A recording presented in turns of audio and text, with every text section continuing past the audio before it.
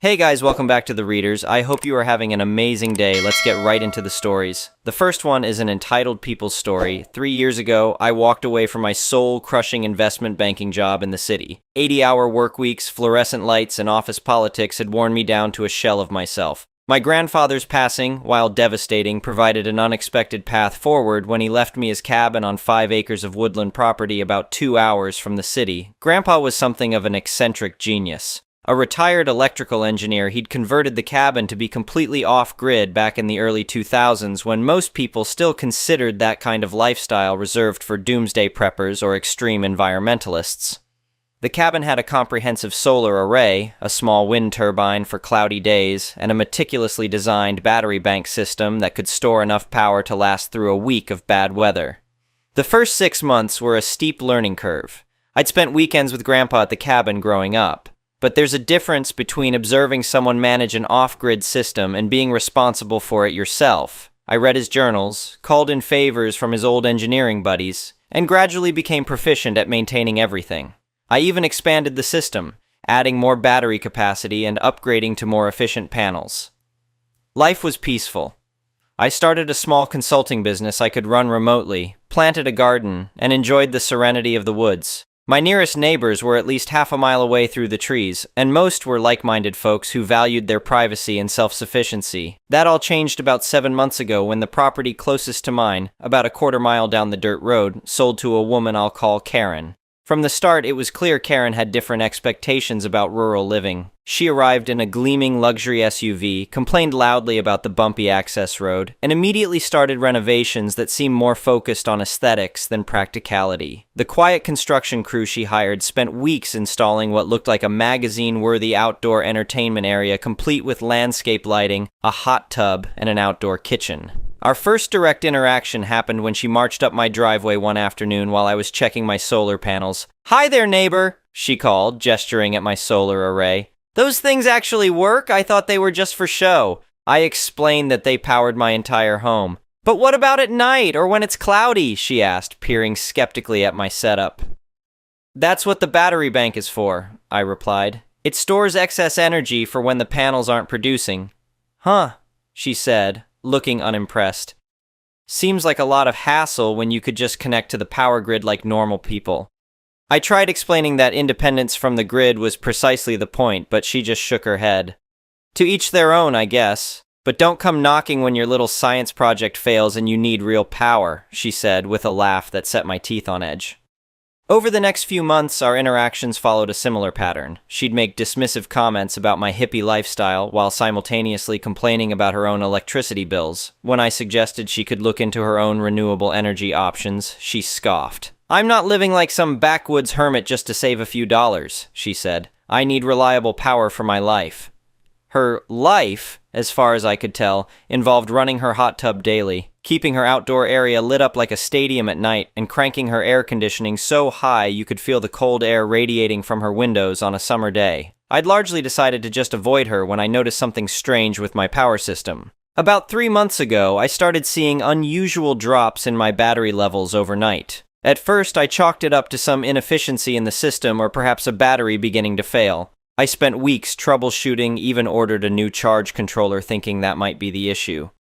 Nothing helped. In fact, the problem seemed to be getting worse. Some nights my batteries would drain by nearly 30% more than my typical usage should account for. As someone who had meticulously tracked my power consumption for years, these numbers didn't add up.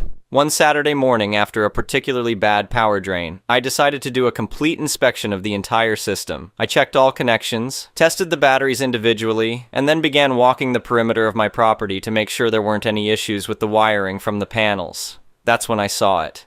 Near the southern edge of my property, partially covered by fallen leaves and branches, was a black cable that definitely wasn't part of my system. It had been amateurishly spliced into my main power line that ran from the battery bank to the cabin. My blood ran cold, then hot with anger. Someone had tapped into my power system. I carefully followed the cable, taking photos with my phone as evidence. The cable snaked through the underbrush, clearly heading in the direction of Karen's property. Sure enough, after about 200 yards, the cable emerged from the woods and connected to an outdoor junction box on the side of Karen's house. From there, it appeared to power her elaborate outdoor setup, the hot tub, the landscape lighting, even an outdoor television and sound system. I was livid. Not only was she stealing my electricity, but the connection was dangerously amateur. Exposed wires, no proper grounding running through damp forest floor. It was a fire or electrocution hazard waiting to happen. I considered my options. Part of me wanted to simply cut the line and leave, but I knew that wouldn't solve the problem. If she'd done this once, she'd likely try again. I needed to confront her directly and have evidence of her theft. I waited until that evening, positioning myself near her outdoor area, but out of sight. Sure enough, at dusk she came outside, pressed a button on her phone, and suddenly her entire backyard lit up with twinkling landscape lights. She smiled with satisfaction, then lowered herself into the bubbling hot tub with a glass of wine. I stepped out from the trees, phone camera recording. "Enjoying your evening?" I asked calmly. She jumped, sloshing wine onto her bathing suit. "What the? You're trespassing! Get off my property!"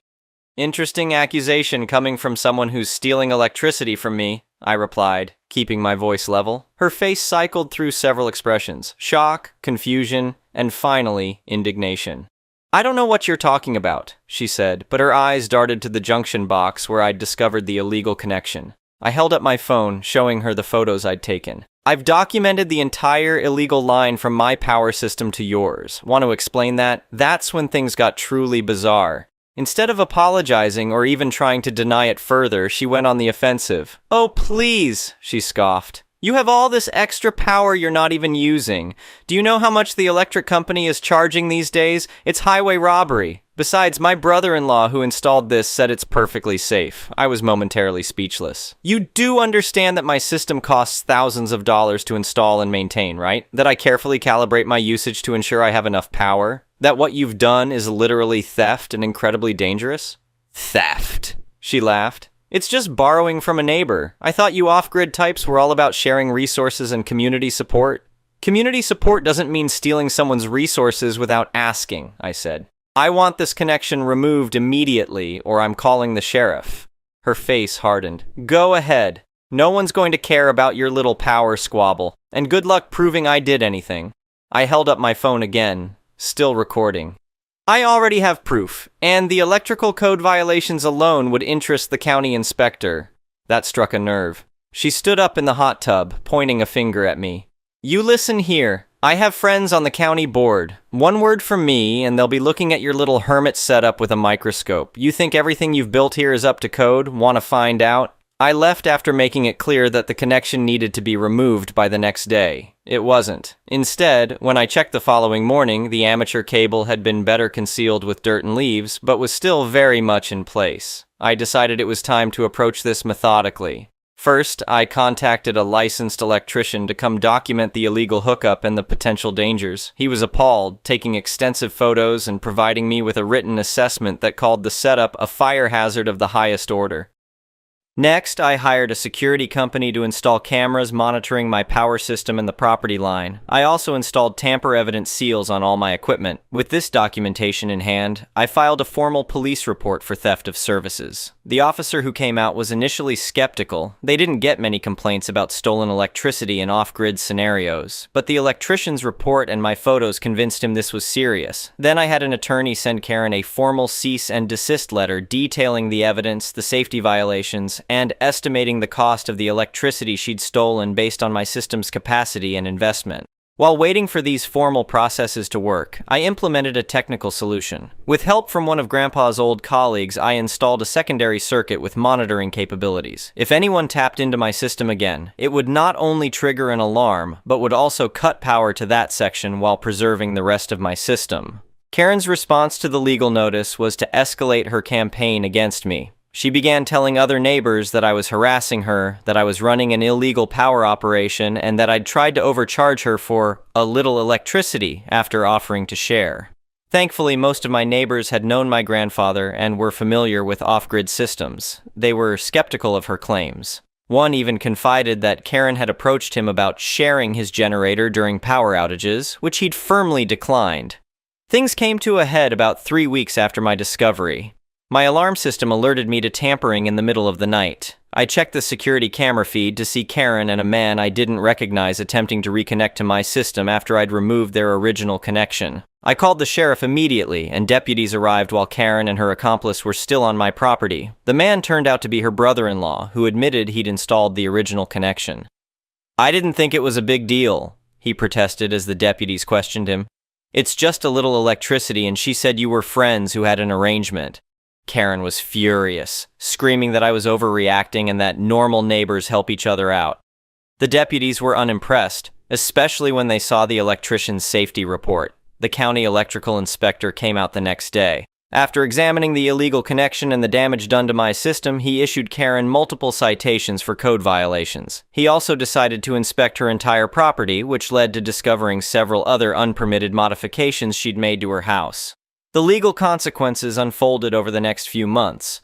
Karen was charged with theft of services, trespassing, and vandalism. Rather than face a trial, she accepted a plea deal that included restitution payments to me for the stolen electricity, calculated based on my system's installation and maintenance costs, plus the cost of repairs to my damaged equipment. The county also required her to bring all her unpermitted modifications up to code or remove them entirely, an expense she hadn't planned for when buying her country dream home. The final blow to her ego came when she applied to the electric company to connect her property to the grid, something she'd never done because she claimed it was too expensive. Now, with her illegal source of power cut off and facing hefty fines for using her generator past permitted hours, she had no choice. The electric company quoted her over $15,000 to run lines to her property and connect her house, a cost she might have avoided if she'd looked into legitimate solar options like I'd suggested months earlier. 6 weeks ago, I saw moving trucks at her property. Karen was leaving, having sold her house at a considerable loss after less than a year of ownership. The new owners are a retired couple who immediately introduced themselves to all the neighbors and expressed interest in learning about sustainable living. Ironically, this whole ordeal improved my life in unexpected ways. The security upgrades I made to my system are now a model that other off-grid homeowners in the area want to implement. I've started hosting monthly workshops about legal and safe off-grid living, which has connected me with a community of like-minded individuals. One of those individuals is the electrician I hired to document Karen's theft. We've started dating, and she's helping me design an expanded system that would allow me to run a small business from the property. Sometimes I think about sending Karen a thank you note. Her entitled actions forced me to improve my security, connected me with my community, introduced me to someone special, and ultimately made my off-grid lifestyle more robust and satisfying than ever before.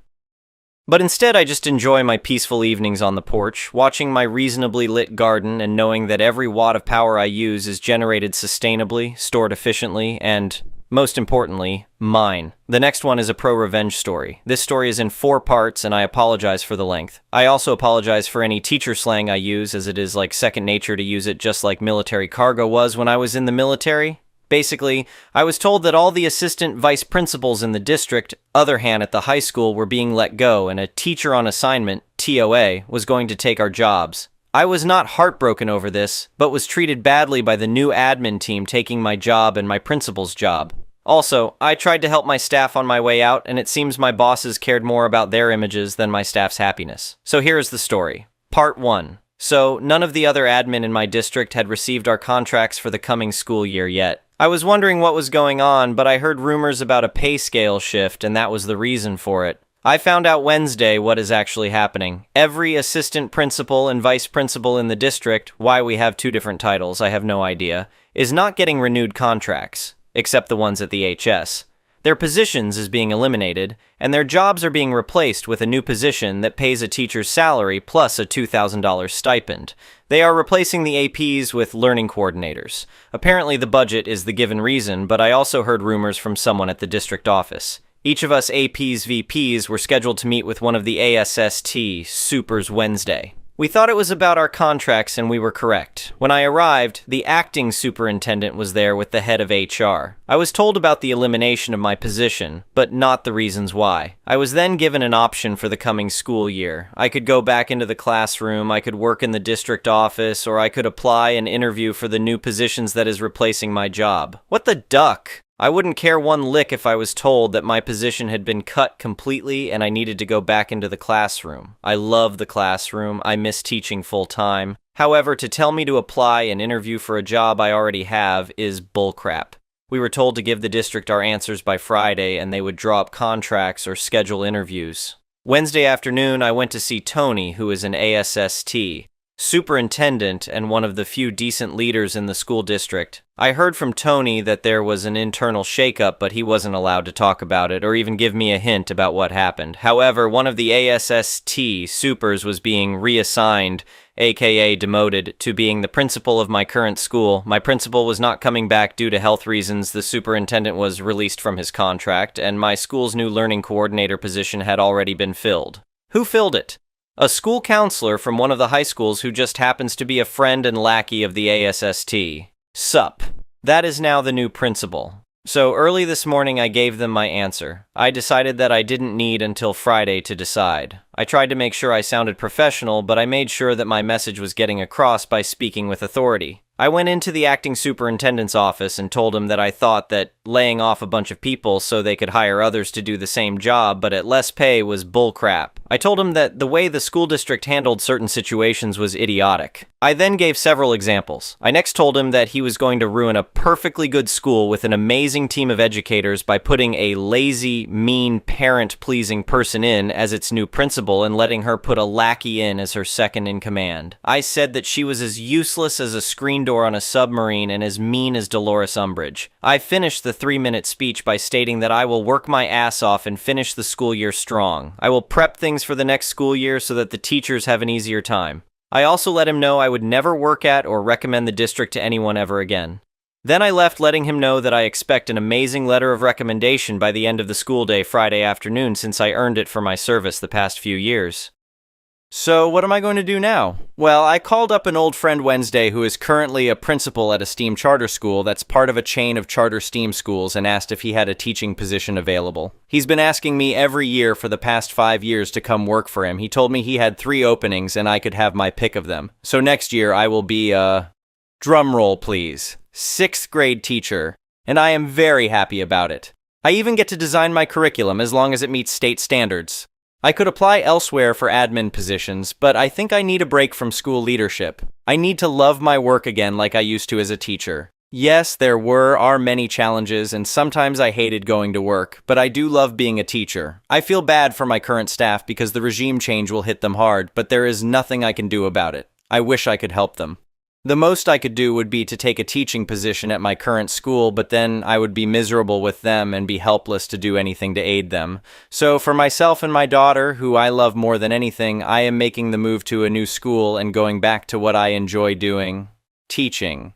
I am even bring my daughter to my new school to start next year as a 5th grader. I asked her if she wanted to stay at her current school or go to the STEAM school with me, and she wants to go with me. She was excited since she has visited there several times and loves the technology room, the robotics class, and the science labs. Plus, she is friends with some of the kids there already. As a goodbye to my self-staff, I am going out this weekend, and I am going to buy some nice letter paper and scratcher tickets. I am going to write short, individualized goodbye to each of my staff members, and at the end I will include the following words. I'm giving you some scratcher tickets. My hope is that you are as lucky scratching them as I have been lucky to have worked with you. So that's it. I have to finish my contract, but at the end of June, I am free. I am looking forward to teaching full-time again and having a boss who will let me just do my job and not interfere. I don't think I want to work in administration again, but maybe after a few years I will decide to work as an AP again. Note: sorry for any spelling/grammar/punctuation errors. I am writing this while making my morning rounds. Part 2. So I put together goodbye gifts for all my staff and I'll be handing them out Friday, their last day with kids. They have a bunch of goodies that I posted about weeks ago.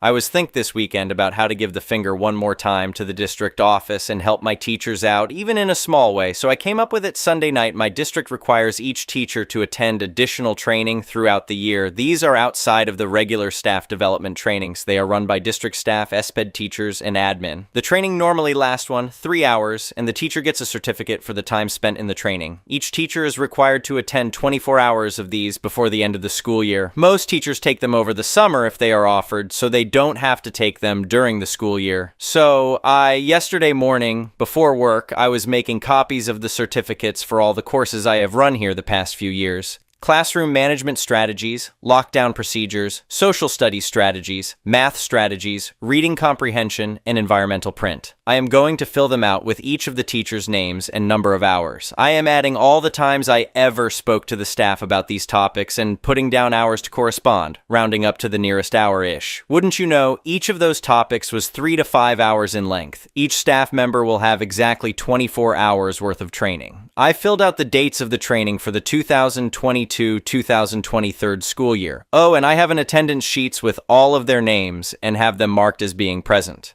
Asterisk note. I checked with district, and since I am still an administrator into the summer, I am allowed to run these training over the summer before I leave. Now they can have their summer to themselves and not worry about taking classes during the school year. They can if they wish, but 99% of teachers here hate the mandatory training hours. I hope the staff likes the present. Part 3. Since Friday, I am no longer a school administrator. I technically have another week to work, but I took vacation during that time because, well, screw them. Now, I spent the last week packing up, giving aid and comfort to my now former staff, and causing problems for the new administrators who are a-holes. Now, besides giving the entire staff a year free from additional PDs, I wasn't planning on causing any more problems. Just quietly leave and drive off into the sunset. Shane style. But no, apparently I don't deserve a quiet week. The new principal, demoted from ASST Super, and her new teacher on assignment, TOA, decided for some reason to be rude to me. There was only one response to that. I aim to misbehave. How were they rude to me, you ask? First off, they ordered me to hurry and clean out my office. Apparently, the TOA wanted to start redecorating my office. I was literally told, get all your personal stuff out of here ASAP. She wants her office now. I still had a week to work there and actual work to do. Second, the new principal tried to steal my personal chair and my personal office supplies and decorations. That chair was a gift to me from a friend. I found her just wheeling it out of my office and into hers. My desk supplies and a banner from my wall were stacked on its seat. I told her that it was my personal chair, not the district's. She said, okay. The very next morning, I found it missing. She had moved it into her office after I left for the day. Third, I was given a list of tasks to complete by Friday by the TOA, who is in no way, shape, or form my boss. These were not my job to do, and are in fact the incoming admin's duty to complete. Stuff the new admin are supposed to do. Things like put together a new staff packets, schedule next year's PDs, fill out and submit request forms, ECT. Finally, I was talked down to every single day by the new admin team. I was spoken to as though I were the hired help and they were the royal idiots. Seriously, I speak to a waitress that messes up my order with 20x the amount of respect that they showed me. They actually tried to get my attention by snapping their fingers at me. Like that would work. Asterisk note. The new principal also has made some pretty anti-LGBTQ plus comments. I don't like narrow-minded people. So, I decided to do as I was told. I was a soldier, so I know how to follow orders. 1. I removed everything that was my personal property. That included my chairs, decorations, the stress relievers, punching bag, ECT, the fridge from the office, and the file cabinets in my office. Yes, I bought government surplus cabinets because I didn't have any. All my files and all of my former principal's files were in there. I had even bought the manila folder I used in it. So, I took every piece of paper out of my cabinets, removed them from my labeled folders, and stacked them on the floor into one large pile. There is no order to how they are stacked. I took my chair from the principal's office while she was in a meeting with parents. I just walked in and rolled it out. She stopped talking to the parents to ask what I was doing, and I responded that I was taking my personal property out ASAP as I was ordered to do. I had an old medium-sized fridge I had placed in the office workroom for office staff to store their food in, but it is mine, so I took the fridge. I brought it right out the front door and loaded it into my truck. I even took the new admin's food out of it and left them on the table. It's my fridge. I warned the rest of the office staff I was taking it, but forgot to tell admin. Darn. 1. I copied all my digital files over to a flash drive and then deleted everything off my work Google Drive, anything I personally created or designed. 2. Copied all my emails too. 3. I informed the staff that if they need time off next year and need it approved, to submit the forms to me this week. I got several, and they are all now approved. I got this idea from someone who messaged me here on Reddit and suggested I do this. Thanks for the advice. 4. I approved every supply list item the staff submitted and even drove to the district warehouse to pick up some items personally. I even approved funds for a second-hand kiln for the art teacher. She found a good one on Craigslist. 5. I had repaired my desk with bolts and tool from home. I took the bolts back. The desk is now lopsided again. The closet door was broken when I got there, so I repaired it. I have now put it back as it was when I was hired. 6. The two-way mirror to the detention room was mine. I had gotten it from a friend at another school, different district. It allowed me to watch ISS and detention students from my office without them seeing me. It popped that right out and took it home. Now the TOA has a hole in the wall the detention kids can look through. 7. I had put together all the lockdown buckets and fire drill bags myself with my own money. I took all of them back. This I felt bad about, but I will give them out to the staff at my new school. 8. I put a rush order on all classroom and building repairs and have an approved order to have every classroom repainted. 9. I assembled new staff packets and the new school year binders. Besides the basics of what is required, I have included throughout the binders in random places Dilbert cartoons, famous Harry Potter quotes, the lyrics to Nickelback's How You Remind Me, I Kissed a Girl by Katy Perry, All Star by Smash Mouth, and We Built This City by Starship. A map of the area where I marked all the good places to eat lunch off campus. Funny Far Side teacher comics, cheesy teacher jokes. The union contact info. Crosswords, Sudoku, and word searches. A list of educational lawyers, just in case. I also included in the binder the admin Wi-Fi password for them since that signal is stronger for some reason. 1. I went ahead and wrote out the PD schedule for next year.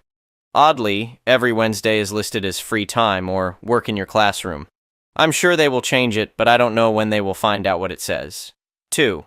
I had a master list of donators and partners in the community. It was posted on a whiteboard in my office. I got over 4 dozen businesses and people in the community to help with various things or donate over the years. I spent a lot of my time building relationships with them and making deals. I took a photo of it and then I erased the list, and took the whiteboard since it was mine. 3. Friday, I flew the LGBTQ+ flag instead of the state flag. I also placed LGBTQ+ flags in each classroom in case the staff wanted to display them. Then I got yelled at 3 times. The first time was when I took back my chair. I was told it was unprofessional to just take it without asking, especially with guests present. I responded with, yes, it was unprofessional to take my chair without asking. The second time was when the TOA found the refrigerator gone. She said that it was community property. I told her, no, it's my property, and I was told to take all my property from the campus. The third time was when I was in the parking lot leaving and they found the piles of papers. The principal flagged me down and told me to clean it up. I told her I was off the clock and that the district never reimbursed me for the cabinets, so I had to take them with me. I am expecting a call from HR today asking for my assistance setting everything back up since with all my stuff removed and erased, the admin team has to actually put in some hard work. I'd come in, for my consultant rate, $75 an hour with a minimum contract for 12 hours. Part 4. So, as some of you know, I left the world of being an administrator a few weeks ago. I tried to leave behind some nice gifts when I left. I wasn't looking to cause problems my last few weeks, but the new admin team treated me in a way that was unacceptable. So I decided that Malcolm Reynolds had it right when he said, I aim to misbehave. Well, the Tuesday after I left, I received a call from HR. I ignored it. I then left for a road trip with my daughter, where we went to San Francisco for a few days and went to 2 Giants games. Unfortunately, they lost both games. While we were on our trip, they called and emailed me at my personal email account. My work one was deleted by them. I ignored the calls and never opened the emails. My daughter and I then went to Disneyland for a few days of fun and then returned this past Friday. I then checked the voicemails and emails. I was asked, begged, and then ordered to come to the HR for important meetings. It is very important that we speak to you as soon as possible, is what they said repeatedly. So yesterday I went into the district office wearing cargo shorts, a shirt I got at Disneyland, and flip-flops. I don't work there, so I don't need to dress up. When I arrived, I was originally treated like a visiting VIP. The HR manager and her assistant tried to butter me up like a Pillsbury biscuit. After a few minutes of them trying to make small talk and me then letting them know I had plans to go to lunch in 30 minutes, they got to the point. They wanted me to turn over a few things took with me that, though they belonged to me, they said were sorely needed at the school.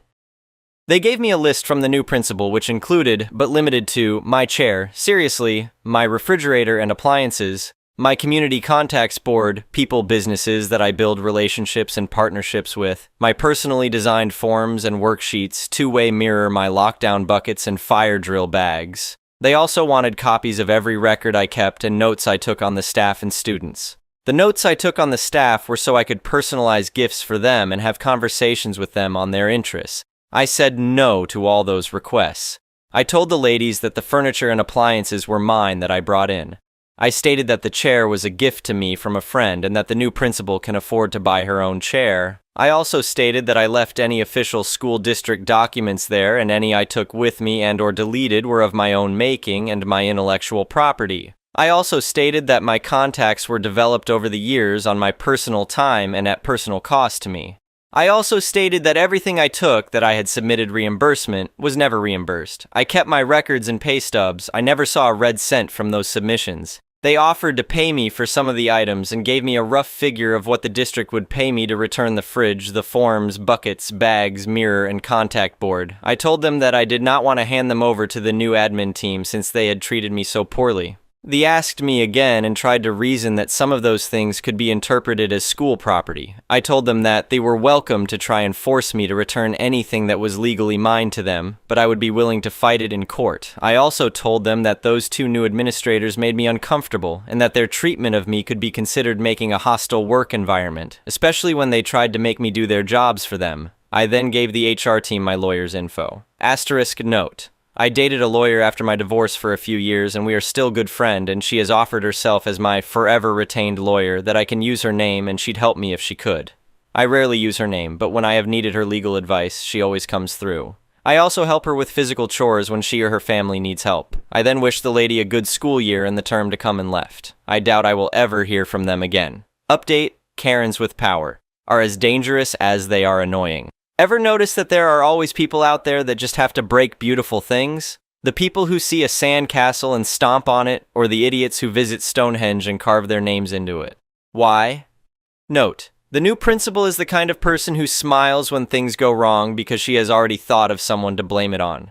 So, as some of you may know, I am starting my new job in a week and a half.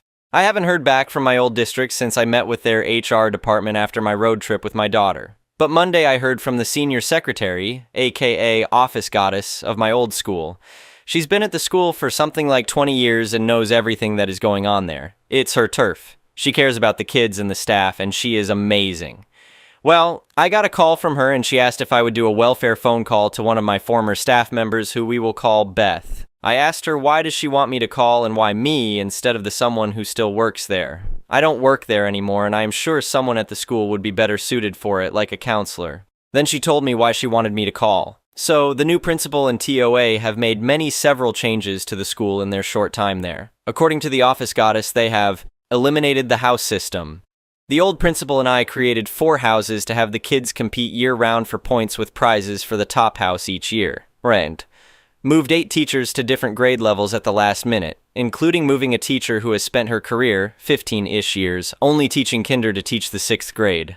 Canceled several staff activities including the monthly breakfast bash and the welcome back competition, usually laser tag or bowling. Ordered special office desks for themselves that can be raised and lowered depending on if they want to sit or stand. She said that the ones ordered run something like $500 a pop, but worst of all, moved the librarian, Beth, to teach middle school ELA. Now, Beth is a very kind and well-liked staff member. She is hardworking and also adaptable. She is also certified in early childhood ed, Elam ed, and secondary ELA. She also has cancer. She has been fighting it for a few years now. I've watched her struggle and keep fighting it. I've also watched a healthy, athletic woman of about 130 pounds drop to a pale shadow of that which couldn't weight more than 90 pounds soaking wet. Beth was a teacher for years at my old school, but a while back, when she found it hard to teach while going through chemo, I made her the librarian and fought to keep her at her teacher salary. The district fought me, saying an aide was cheaper and could do the job. I wrote a post on here about it a while back. Officially, Beth is the school's media specialist, library arts teacher, and an ELA support specialist. Unofficially, her job is to basically reads to the younger students, encourage them to read, helps older students with their research, and helps older students learn how to cite their work. The position also gave her plenty of time to rest, let her go to medical appointments easily, and gave her a bathroom next to her desk since she needed to go more often now. Plus, it kept her pay the same and kept her health insurance going. It was a rare example of a true win-win. I had an amazing librarian, and she got paid, benefits, and a lighter workload so she could heal. Well, the new principal, in all her Jar Jar Binks wisdom, has decided that Beth would be better off in a classroom again and that parent volunteers should run the library. It saves money and puts Beth where she is useful, according to the admin's twisted sense of logic. And yes, they know of Beth's condition and why she is in that post. Beth found out Friday about the reassignment. Yes, it is legal as her contract doesn't specify librarian, just teacher and her pay scale level. Beth tried to explain the situation to the idiotic woman who, if you gave her a penny for her thoughts, you'd get change back. But she doesn't seem to care. She says that Beth will be just fine in the classroom and will really help the kids academically. So I called Beth yesterday and we talked for about half an hour. She told me that she may have to resign because she can't keep up with the rigors of teaching middle school ELA in her condition, which is not improving, unfortunately. She is supposed to go through another cycle of chemo treatments soon. I told her I wish I could help her. She said she may just become a substitute and work when she can. She said she is covered under the husband insurance already, but ours was better. I feel really bad for her. I suggested that she go to HR and let them know that if she is moved back into a full-time classroom that it would have a negative effect on her health and put her at risk. I also told her to get notes from her medical providers stating her case to stay in her less stressful position. I then gave her the name and phone number of a lawyer that specializes in educational law. I also let her know that I would help her find work if she wanted me to. I have already reached out to a few people I know. I contacted my ex-wife's sister-in-law who works for a nonprofit that provides digital literacy and citizenship programs for people who come to the US. She said she might be able to hire her on to give remote lessons via Zoom. So let's keep our fingers crossed. This is a perfect example of what happens when people with the compassion of Ted Bundy and the ego Donald Trump are put in charge of others. The new admin team cares more about the budget and losing like they do something rather than what's best for the staff and students. I don't know what day in history it was when educators stopped leading schools and the politicians and the parent pleasers looking for a pay increase took over, but it was a dark day for us all. I wish I had a happier story to share, but my old school is going to hell in a handcart according to the office goddess. I wish all of you a great coming school year. Thank you for watching. I would really appreciate it if you could like the video and subscribe to our channel if you haven't already. We'll see you again tomorrow.